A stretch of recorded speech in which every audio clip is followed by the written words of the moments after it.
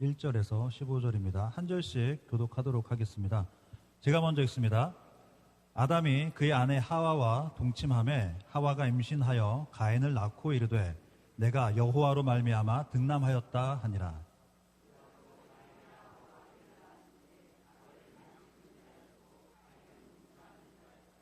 세월이 지난 후에 가인은 땅의 소산으로 제물을 삼아 여호와께 드렸고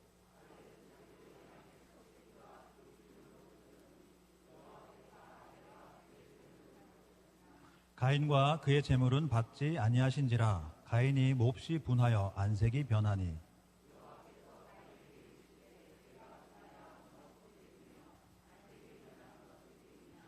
네가 선을 행하면 어찌 낯을 들지 못하겠느냐. 선을 행하지 아니하면 죄가 문에 엎드려 있느니라. 죄가 너를 원하나 너는 죄를 다스릴지니라.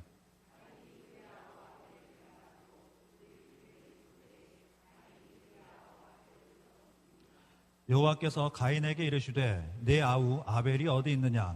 그가 이르되 내가 알지 못하나이다. 내가 내 아우를 지키는 자니이까.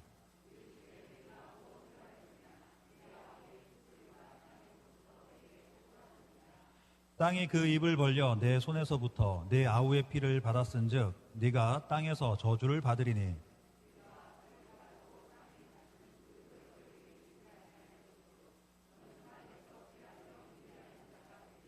가인이 여호와께 아뢰되 내 죄벌이 지기가 너무 무거우니이다.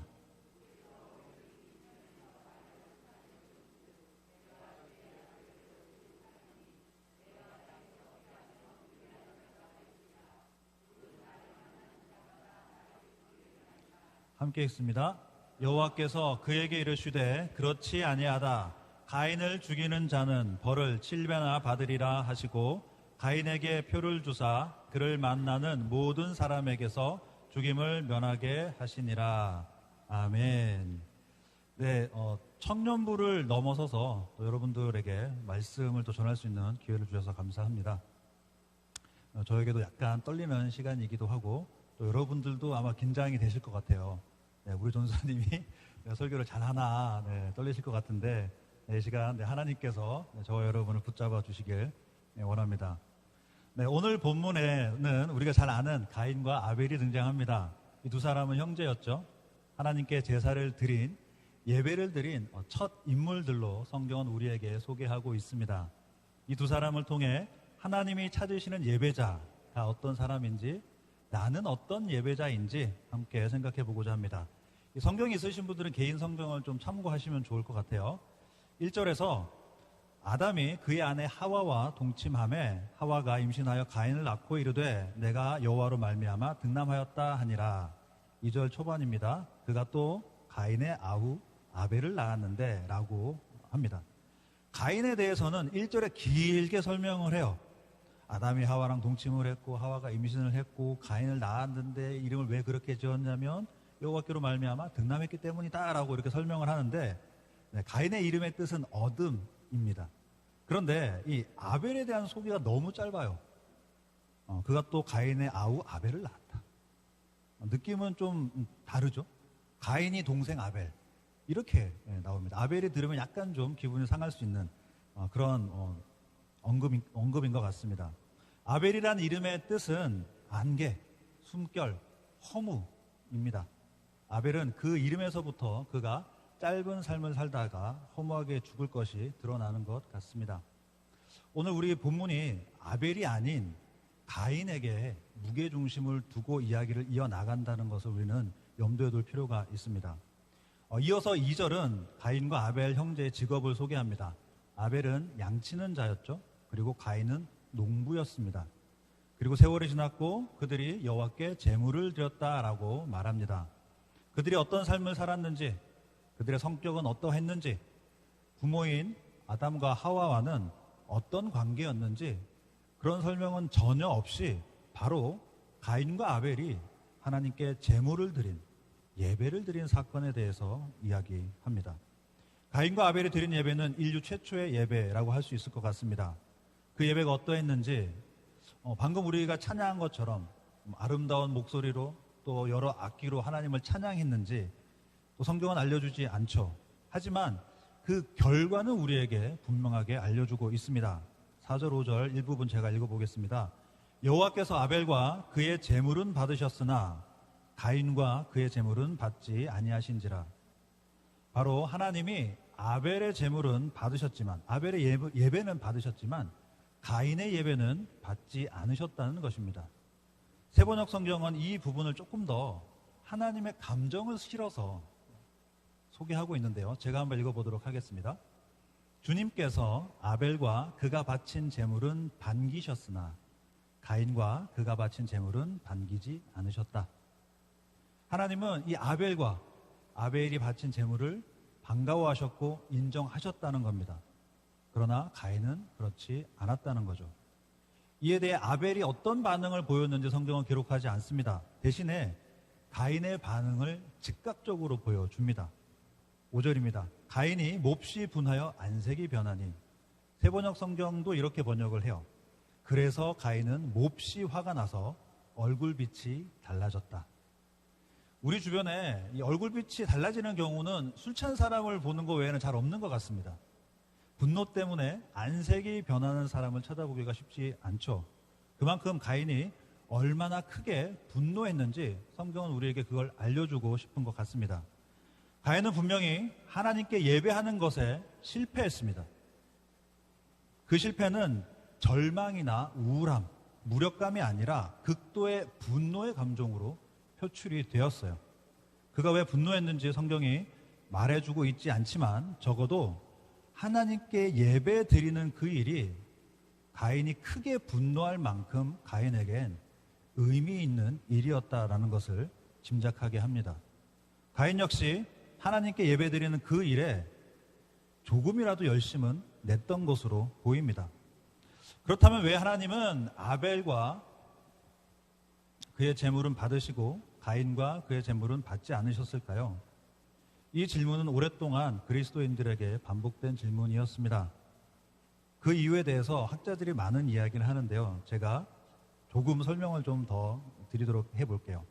먼저는 하나님이 농부들보다 목자를 더 선호하시기 때문이다, 이런 주장을 하시는 분들도 있습니다.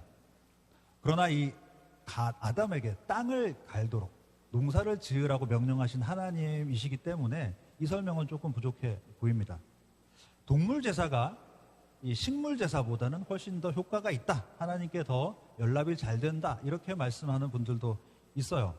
물론 피 흘림의 제사가 더 가치 있는 것으로 여겨지긴 합니다. 하지만 율법에서는 각 단계마다 곡식 제사를 같이 드리는 부분을 언급하고 있어요.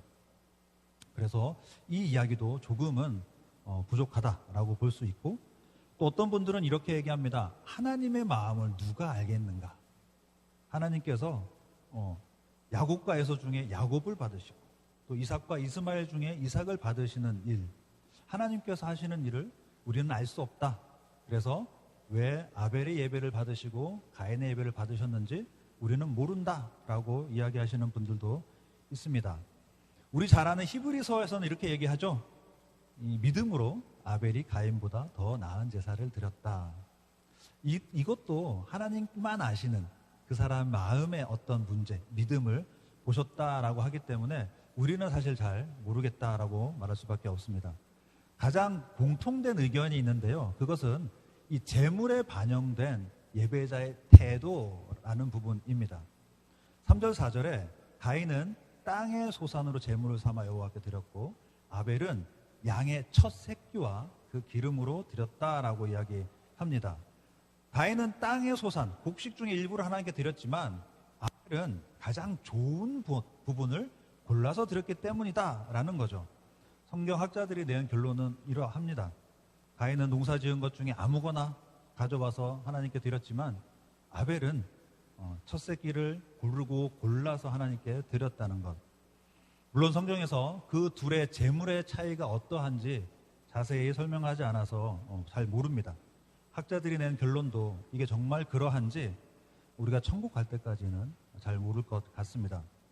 물론 아벨이 양들을 키우고 그들을 돌보고 또 첫 새끼를 고르고 골라서 하나님께 드렸겠지만 가인도 놀기만 한 건 아니라고 생각이 들어요. 농사 지어보신 분들은 아시죠? 이게 쉬운 일이 아닙니다. 곡식으로 제사를 드리려면 적어도 한 해 동안 농작물을 기르고 가꾸는 수고를 해야 했습니다. 그런 수고를 한 후에 하나님께 제물을 드렸는데 그게 거절당한 거예요.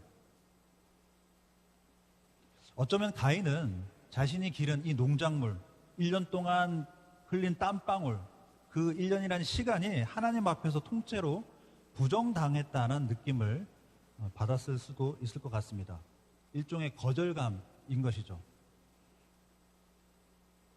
그런데 성경은 하나님께서 가인이 1년간 수고하고 애쓴 결과물인 제물을 받지 않으셨다라고 기록하는 게 아니라 가인과 그의 제물을 받지 않으셨다라고 말합니다. 하나님께서는 우리가 드린 제물만 받으시는 게 아니라 제물을 드리는 자를 받으신다라고 말합니다. 우리의 멋지고 화려한 예배만 받으시는 게 아니라 예배자를 받으신다는 겁니다.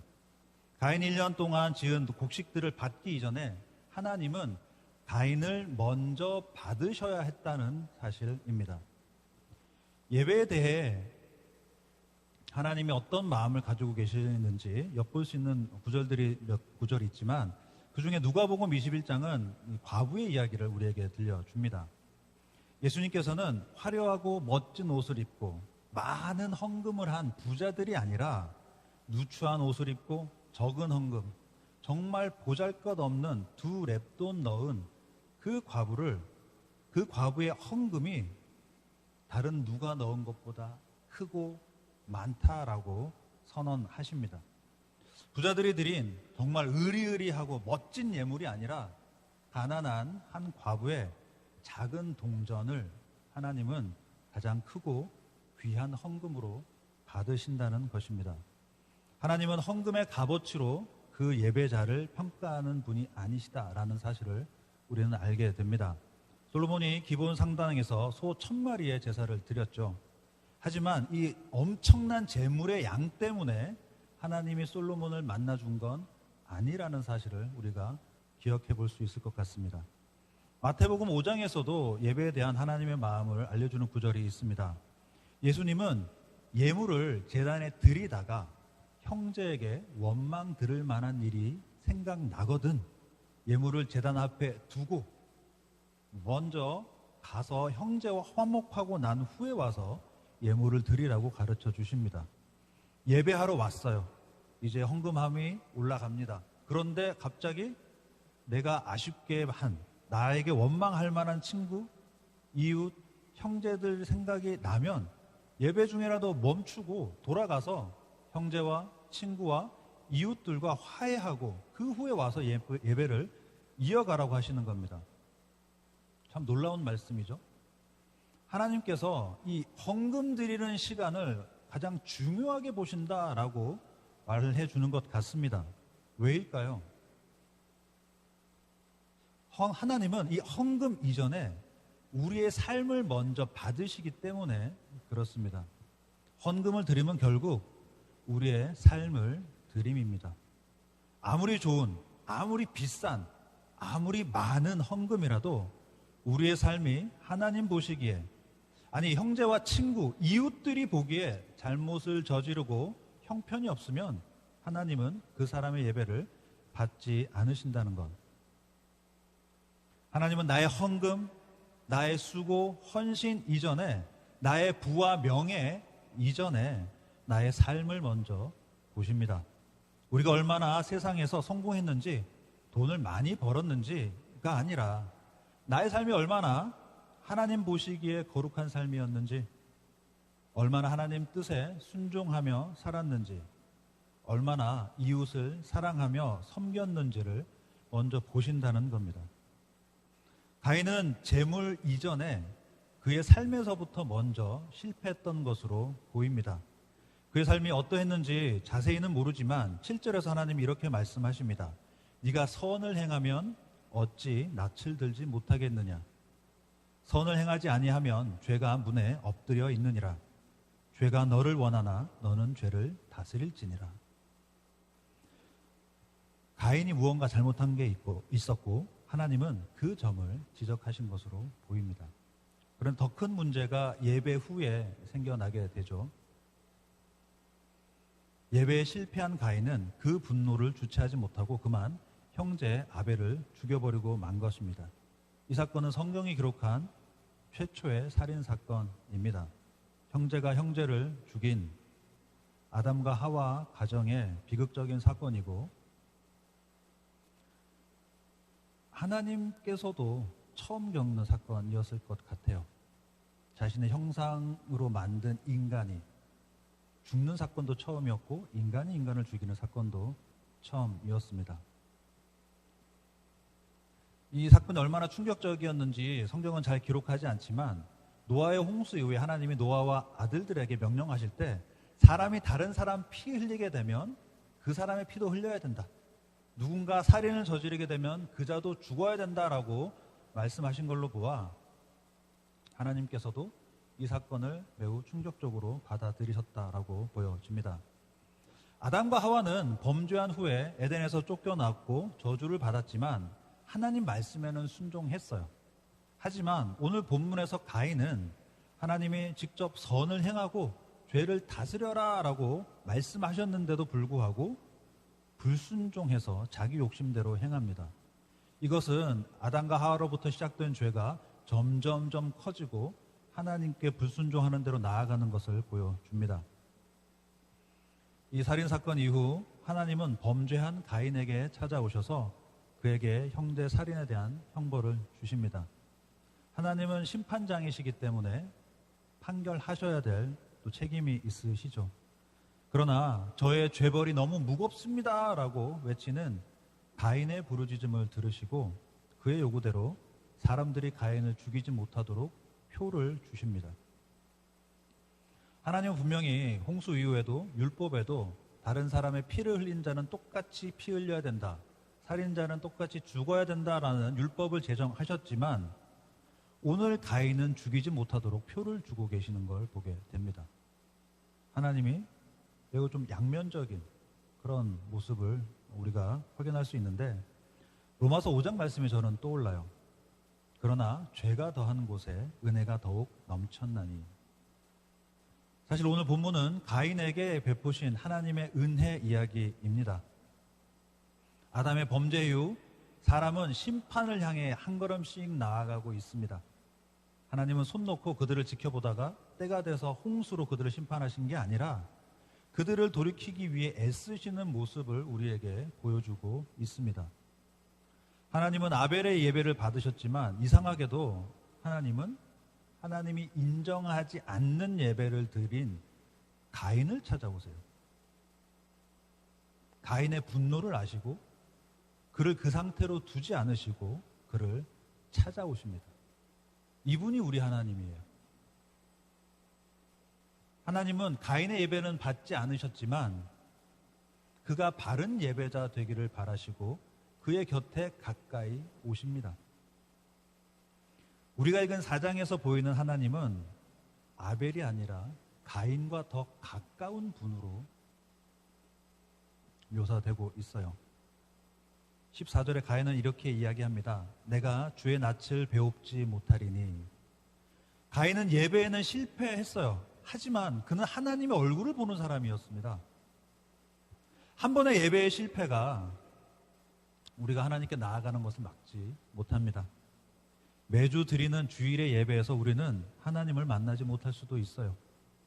찬양의 감동, 말씀의 은혜, 예배의 감격을 누리지 못할 수도 있습니다. 소위 실패한 예배자가 되어서 때로는 가인처럼 분노하고 또 때론 쓸쓸히 돌아갈지도 모르겠습니다. 그러나 성경은 우리의 실패 때문이 아닌 하나님의 사랑 때문에 하나님께서 가인을 찾아가신다, 우리를 찾아오신다라고 알려줍니다. 죄가 더한 곳에 은혜가 더욱 넘쳤나니. 하나님이 찾으시는 예배자요? 여기 성경은 가인을 우리에게 소개해 줍니다. 우리가 기억해야 할 것은 하나님의 관심이 예배에 성공한 사람들에게만 있는 게 아니다라는 사실이에요. 하나님의 관심은 오히려 예배에 실패한 사람들에게 더 있다라는 것을 가인을 통해 우리에게 보여주십니다. 예배의 은혜를 누리지 못하는 그 시간, 그 자리에서 하나님은 우리를 다시 예배자로 초대하고 계십니다. 하나님이 받지 않는 예배, 주목하지도 않는 예배, 전혀 반기지 않는, 하나님께서 기뻐하지 않는 삶을 살고 있는 예배자일지라도 하나님은 그 실패한 예배자에게 관심을 가지고 그에게 찾아가시고 그와 관계를 새롭게 하려고 하십니다. 반대로 오늘 우리가 아벨처럼 예배를 아주 잘 드렸다 할지라도 또 언젠가 분명 가인처럼 예배하는 데 실패하게 될 것입니다. 하나님의 뜻을 알면서도 내 욕심 때문에, 때로는 두려움 때문에 불순종하게 되겠죠. 우리는 분명 가인처럼 분노하고 형제자매를 미워하게 될 것입니다. 그러나 죄가 더한 곳에 은혜가 더욱 넘쳤나니, 이제 말씀을 맺으려고 합니다. 하나님이 찾으시는 예배자, 바로 저와 여러분들입니다. 우리는 먼저 우리의 삶을 통해 하나님께 예배하는 자들입니다. 하나님은 우리의 화려한 모습에 속지 않으세요. 그러나 예배에 실패한, 우리 삶에 실패한 우리를 너무도 잘 아시기에 끊임없이 우리를 찾아오셨고 그 아들 예수 그리스도를 우리에게 보내주셔서 우리를 다시 하나님 앞으로 초대하고 계십니다. 우리는 매번 그 실패의 자리에서 다시 하나님을 예배할 수 있습니다. 그 아들 예수 그리스도를 믿는 우리는 그런 소망을 가지고 있고 그 소망으로 매번의 예배 가운데 나아갈 힘을 얻게 되는 것입니다. 기도하겠습니다. 하나님 아버지 감사합니다. 가인과 아벨의 이야기를 통해서 우리는 우리가 어떠한 예배자인지, 그리고 하나님은 또 어떠한 예배자를 찾는지 바라보게 됩니다. 가인은 분명 예배에 실패한 자였고 삶에서도 실패한 것처럼 보입니다. 그런데도 하나님은 그런 가인에게 찾아가셔서 그와 대화를 나누시고 그를 부르시는 것을 보게 됩니다. 예배에 성공한 아벨이 아닌 하나님은 오히려 실패한 가인과 더 가까이 계신 분으로 보이기도 합니다. 하나님, 매번의 삶은, 매번의 예배는 우리가 하나님 앞에 드리는 삶의 예배, 제사, 또 우리가 드릴 수 있는 최상의 것이라고 우리는 생각합니다. 우리 매번의 삶이 하나님께 기쁨이 될 수 있도록 우리를 도와주시고, 설령 하나님의 마음을 상하게 하고 이웃과 친구의 마음을 상하게 한다 할지라도 우리가 돌이켜 다시 하나님 앞에, 그리고 친구들과 이웃 앞에 설 수 있는 그런 믿음을 보이는 자들 될 수 있도록 도와주옵소서. 주님 감사합니다. 우리를 언제나 예배자로 부르시고 실패 속에서도 다시금 예배할 수 있도록 불러주셔서 감사합니다. 그 부르심에 지치지 않고 포기하지 않고 응답하는 우리 백성교회 공동체 될 수 있도록 도와주옵소서. 감사드리며 예수님의 이름으로 기도합니다.